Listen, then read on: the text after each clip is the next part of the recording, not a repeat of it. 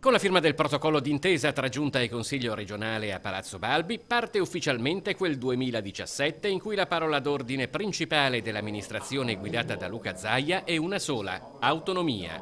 Un processo nel quale il referendum, nel quale i veneti saranno chiamati ad esprimersi, rappresenta un passaggio fondamentale. Il documento sottoscritto da Luca Zaia e Roberto Ciambetti sancisce l'intesa per allestire nel modo più efficiente la macchina tecnico-organizzativa della consultazione referendaria. Questo è un tassello del grande mosaico dell'autonomia. Ci piace ricordare che l'autonomia ha come fondamento il referendum, come una casa come fondamento il cemento, la calcestruzza, no? È fondamentale celebrare questa consultazione. Io spero che il nuovo corso inaugurato dal Ministro Minniti ci porti quantomeno a un dialogo che sia più costruttivo.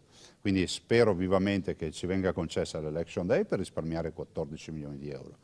E spero vivamente che ci sia una grande collaborazione con i portali, con i terminali e con tutto quello che è poi l'informatizzazione del processo che stiamo portando tutti i veneti a votare. Con questo protocollo il Veneto si rende autonomo nell'organizzazione della raccolta del flusso dati, nel loro trattamento e nella successiva messa a disposizione e trasmissione, un'eventualità che a Palazzo Balbi si augurano comunque di dover evitare. Io immagino che prima di arrivare a questa possibilità ci sia un minimo di dialogo con il Ministro Minniti, visto considerato che è il Ministro che sovrintende le prefetture e le prefetture sono il nostro diretto interlocutore in questa fase. Spero vivamente che il Ministero degli Interni sia al nostro fianco. Ho detto anche spero che si formi un comitato per il no.